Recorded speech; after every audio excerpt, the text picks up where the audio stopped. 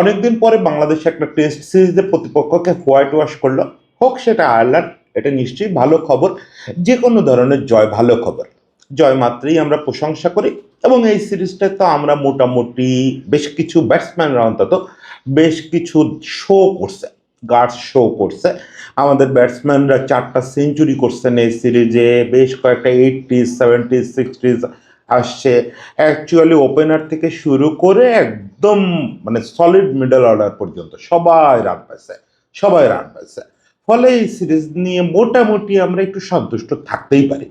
সঙ্গে আমাদের তাইজুলের একটা মাইল ফলক হয়েছে, তাইজুল ভালো বোলিং করছে, Miraz not that bad, Murad একটা অসাধারণ আবিষ্কার। এই সিরিজ থেকে মুরাদ একটা অসাধারণ আবিষ্কার। নাহিদ রানা একটা টেস্ট খেলছে, দুর্দান্ত করছে, খুব দারুণ করছে। মুশফিকের সিরিজ ছিল এটা আসলে। মুশফিক শততম টেস্ট খেলতে নেমে সেঞ্চুরি করছেন, পরের ইনিংসে 50+ করে অপরাজিত ছিলেন। সুযোগ পেলে কে জানে হয়তো রিকি পন্টিং এর পাশে নাম লেখায় ফেলতেন।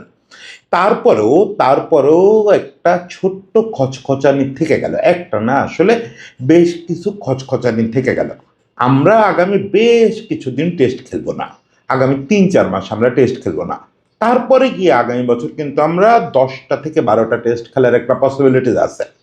ফলে টেস্ট নিয়ে চিন্তাটা যে একেবারে ঝেড়ে ফেলবো এই আয়ারল্যান্ড সিরিজ শেষ হওয়া মাত্র, এইটা আমার মনে হয় ম্যানেজমেন্টের ঠিক হবে না। এই সিরিজের যে ব্যাপারগুলো আমরা দেখতে পেলাম, যে জায়গাগুলোতে খচখচানি থেকে গেল, প্রতিপক্ষ আয়ারল্যান্ড মাথায় নিয়েই বিবেচনা করতে বসতে হবে। তো তখন দেখবেন যে ছোট ছোট বেশ কিছু জায়গা আছে, যে জায়গাগুলো ঠিক না করলে বড় দলের বিপক্ষে টেস্ট খেলা খুব কঠিন হবে। বিশেষ করে আগামী বছর আমাদের একাধিক অ্যাওয়ে ট্যুর আছে যেগুলো খুব কঠিন, আবার হোমে অস্ট্রেলিয়ার মতো দলও আসবে।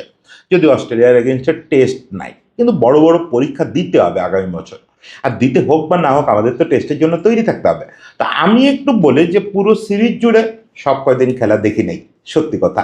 তারপরও পুরো সিরিজ জুড়ে কোন জিনিসগুলো আমার মনে হয়েছে যে এই জায়গাগুলোতে খচখচানি রয়ে গেছে।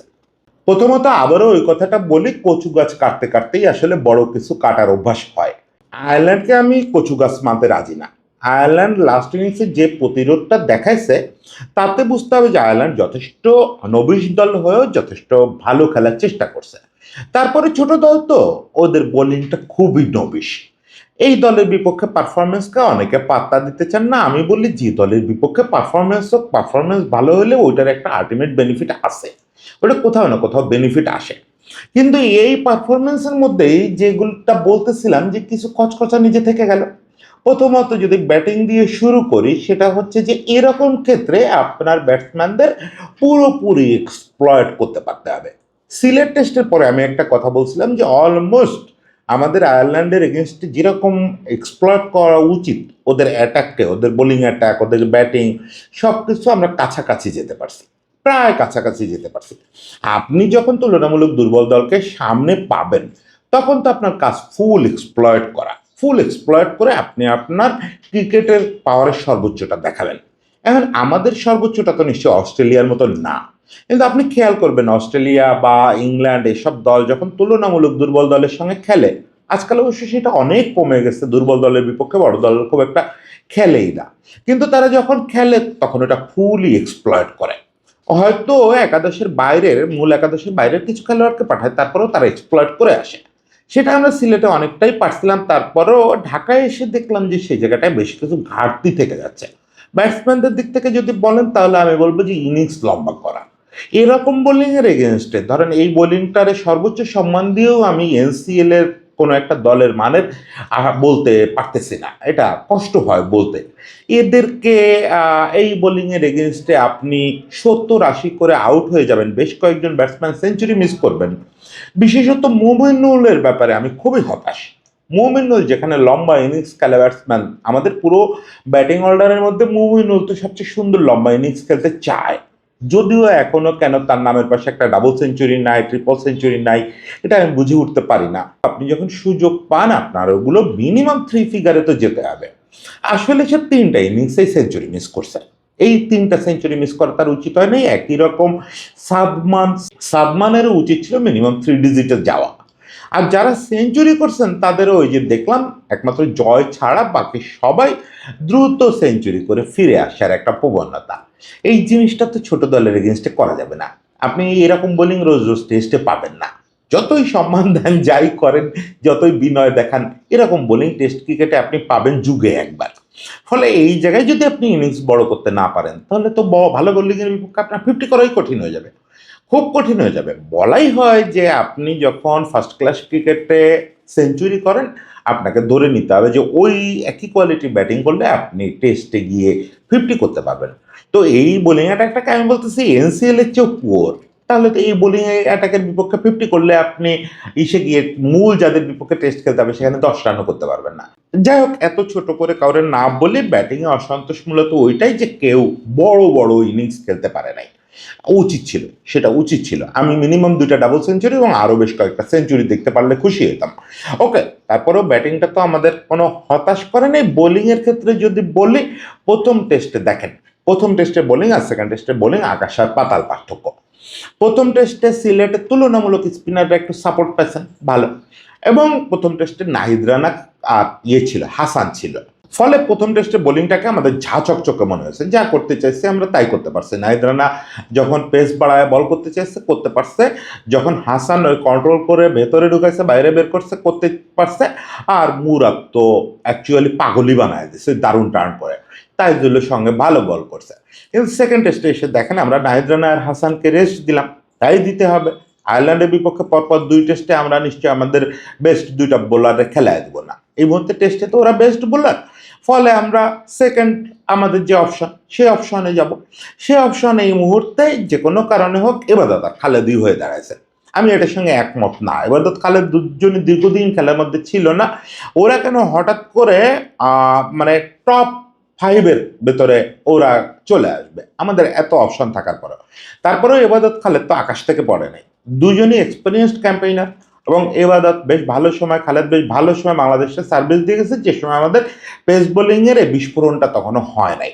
ফলে তাদের উপরে একটু ট্রাস্ট রাখায় আবার ম্যানেজমেন্টের যে বিরাট অন্যায় হয়ে গেছে তা না। কিন্তু চিত্রটা কি দাঁড়াইছে দেখেন, এই উইকেটটা তো প্রথম দিন বরং একটু ব্যাটসম্যানদের জন্য কঠিন ছিল, তারপরে সময় গেছে আর এটা ব্যাটিংয়ের জন্য প্যারাডাইস হয়েছে। আজকে যে আয়ারল্যান্ড অল আউট হয়েছে শেষ পর্যন্ত, ওই শেষ 3-4 উইকেট হারায়, শেষ 2-3 উইকেট তো ওরা হারাইতেই চাচ্ছিল না। এটা তো কপাল গুনে আমরা পেয়ে গেছি। হাসান মুরাদ হঠাৎ করে এসে ওই রকম একটা ডেলিভারি না করলে খবর ছিল আজকে ড্র হয়ে যেতে পারতো। একটু কোয়ালিটি ব্যাটিং করলে এখানে 7-8 দিন ব্যাটিং করা কোনো ঘটনা না। এরকম উইকেটে যখনই পড়ছে এবাদত এবং খালেদ, উইকেট নেওয়ার জন্য যে চেষ্টা, ফাস্ট বোলারদের মূল চেষ্টাটা কি থাকে? আপনার হাতে নতুন বল দেওয়া হয়, আপনার তো আসলে উইকেট নেওয়ার জন্য বল করতে হবে। আপনি শর্ট বল করে যাবেন সারাদিন, সারাদিন অফ স্টাম্পের বাইরে বল করে যাবেন, সেই মঞ্জুয়ার সেই পুরনো কথা যে অফ টার্গেট বল করা, এই অফ টার্গেট বল করে তো আসলে টেস্ট ক্রিকেটে কোনো লাভ নাই, কোনো লাভ নাই। এখানে এমন না যে আপনি 3টা ডট নিলে আপনারা কেউ হাতে তালি দিবে, এখানে আপনার উইকেটের জন্য যাইতে হবে। সেই জিনিসটা আমাদের দুজন পেসারের মধ্যে প্রচণ্ড ঘাটতি, প্রচণ্ড ঘাটতি। ফার্স্ট ইনিংসে ছিল, সেকেন্ড ইনিংসে আমার কাছে খুব বোর লাগছে। ফার্স্ট ইনিংসে একটু কম মনে হয়েছে, কেন ফার্স্ট ইনিংসে যে বললাম উইকেট একটু দুরূহ ছিল ব্যাটসম্যানদের জন্য, কিন্তু সেকেন্ড ইনিংসে উইকেট যখন একদম ফ্ল্যাট হয়ে গেছে, একদম ওই যে হাইওয়ে হয়ে গেছে, তখন আমাদের দুই পেসার আর কোনো জায়গায় বল করতে পারে নাই। একটা গুড লেন্থ বল পাইলাম না, একটা অ্যাটাক করার মতো বল পাইলাম না।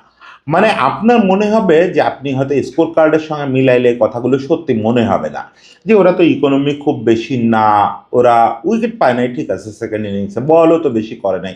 ভাই 10-11 ওভার করে এরকম ফ্ল্যাট ট্রাকে পেসারদের পাওয়া যথেষ্ট, নট ব্যাড।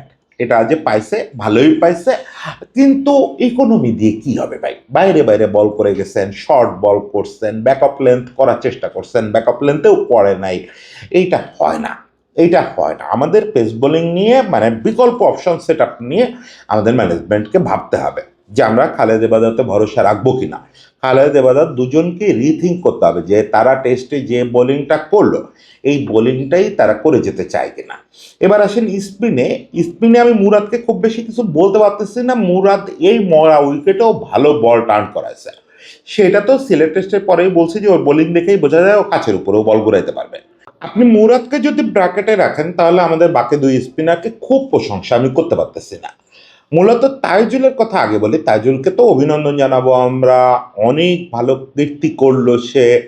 সে বিশ্বের বাহাতি স্পিনারদের মধ্যে রঙ্গনা হেরাতের সঙ্গে এখন যৌথভাবে দ্রুততম 250 উইকেটের মালিক হলো। ফলে তাইজুলকে ছোট করার কোনো সুযোগই নেই। কিন্তু ওই যে সেই ক্লাসিক কথা যে উইকেট যদি পক্ষে না থাকে তাহলে ব্যাটসম্যানের ভুলের জন্য অপেক্ষা করতে হয়। এই যে বোলিং, এই বোলিংটা আসলে কতটা একটা প্রয়োজনীয়, কতটা জরুরি একটা দলের জন্য, সেটা আরেকবার ভাবা কিন্তু খুব জরুরি। ধরেন মুরাদের মতো বোলার আপনি যে কোনো উইকেটে যে কোনো জায়গায় ভরসা করতে পারবেন, আপনি একটা স্পিনার হিসেবে তারা ইউজ করতে পারবেন। কিন্তু তাইজুল সেটা কিন্তু প্রুভ করতে পারতেছে না। মানে তাকে বোলারের ভুলের জন্য ওয়েট করতে হচ্ছে।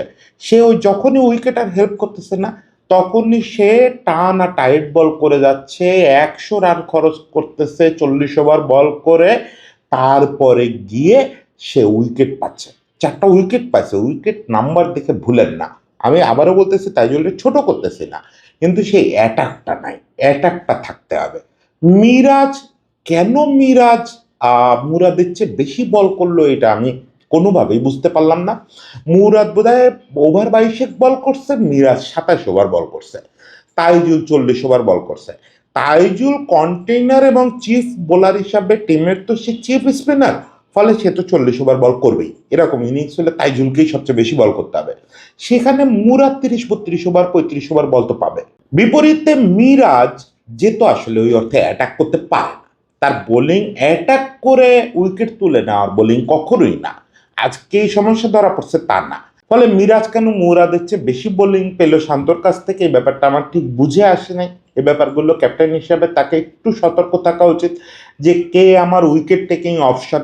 আপনার যখন বিশেষত প্রতিপক্ষের শেষ দিকে এসে পরপর 3টা জুটি জমে যাচ্ছে, তখন তো আপনার উইকেট টেকিং অপশনটাকে কাজে লাগাইতে হবে। এবং আপনার টিমে অ্যাকচুয়ালি আপনি বুঝতেছেন পুরো টেস্টের বোলিং দেখে, এই সেকেন্ড টেস্টের, যে একটা মাত্র উইকেট টেকিং অপশন আছে, সেটা হচ্ছে মুরাদ। বাকি কয়েকজন আসলে গা বাঁচানো বোলিংই করতেছে। ফলে আপনার মুরাদরাই বেশি ইউজ করতে হবে, কারণ সে উইকেট টেকিং অপশন আমি জানি না কোনো নিগল টিগল ছিল কিনা, আবার ওইগুলোও অনেক সময় থাকে। বাইরে থেকে কমেন্ট করা এগুলো নিয়ে কঠিন, আমি বেশি কম নিয়ে কমেন্ট করি না। আমি কমেন্ট করি যে আমাদের ওভারঅল বোলিংয়ের মধ্যে আপনি যদি মুরাদকে বাদ দেন এই সেকেন্ড টেস্টে, তাহলে উইকেট টেকিং অপশনটা কে, উইকেট কেড়ে নিব, ওই অপশনটা কে, ওই অপশনটা বেশি থাকতে হবে। দেখেন আপনি যখন প্রপার একটা দলের বিপক্ষে খেলবেন, আজকে আয়ারল্যান্ড বলে অনেক কিছু হয়ে গেছে। আজকে আয়ারল্যান্ড বলে আপনি একটা টেস্ট ইনিংসে জিতছেন, আরেকটা ড্র হইতে হইতে জিতে গেছেন, ফাইন। কিন্তু এরকম প্রতিপক্ষ পাবেন না রোজ রোজ। সেক্ষেত্রে আপনার উইকেট টেকিং অ্যাবিলিটি বেশি থাকতে হবে। এবং নাহিদ রানা বা হাসানকেও আপনি প্রতি টেস্টে খেলাইতে পারবেন না। সেক্ষেত্রে আপনার প্রথমত ভাবতে হবে যে আপনি এই পেস জুটি, মানে একসময় যারা আমাদের মূল জুটি ছিল, খালেদ এবাদত, তারা আসলে এতকাল পরে আর আমার উইকেট টেকিং অপশন কিনা। দ্বিতীয় কথা হচ্ছে মিরাজ, তাইজুল, মুরাদ, এই 3টা স্পিন অপশনই কি আমরা মাঠে রাখবো কিনা। মিরাজ, হ্যাঁ মিরাজ ভালো অলরাউন্ডার, সেই হিসাবে হয়তো মিরাজ অগ্রাধিকার পাবে, কিন্তু সেক্ষেত্রে মিরাজের চেয়ে তো উইকেট টেকিং অপশন হিসাবে নাইম অনেক ভালো। এবং নাইম যদি বলে যে ভাই এসব আলোচনা বাদ দেন, আমি লাস্ট টেস্টেও এতগুলো উইকেট পেলাম, আমরা বাদ দিল কেন, উইকেট টেকার হিসেবে তো নাইমরে রাখতে হবে, তাহলে মিরাজের চেয়ে আগায় রাখতে হবে। আমি তো মুরাদ, তাইজুল, নাইম এই দেখতে চাইবো স্পিন অ্যাটাকটা, যদি আপনি 3জনের স্পিন অ্যাটাক নামান।